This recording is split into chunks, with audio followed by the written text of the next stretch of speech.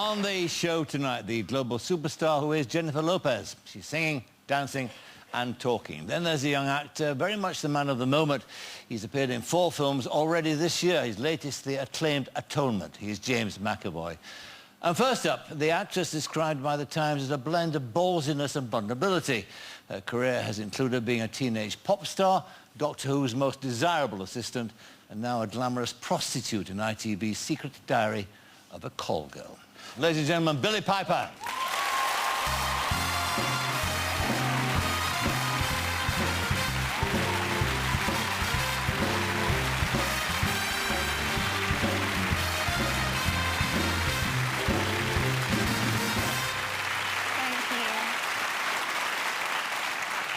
Well, who would have thought Rose Tyler, a call girl? I don't know.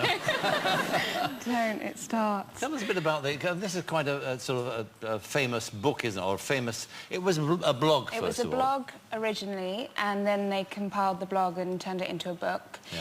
And now we've adapted it and turned it into a TV show. And there's always been some dispute about the authenticity of this, hasn't there? Yeah, some people I've say heard that this is like a group of writers who invented this kind of story.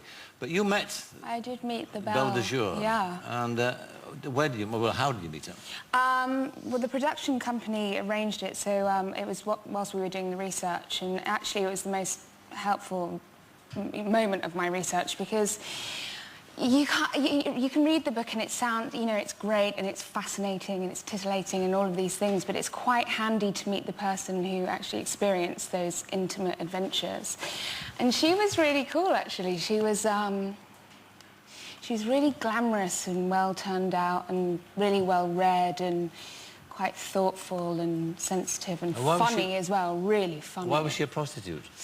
Well, it happened. Basically, what happened is she went out for dinner with a friend of hers, and I think she likes sex. You know, she makes no bones about that. She enjoys it, and she went out to dinner with a friend of hers, and it turned into this foursome. And as she left, she got paid money. And she was really broke and living in Kilburn, and she realised how easy it was, and she felt quite comfortable about it. So, in that sense, she's not a victim?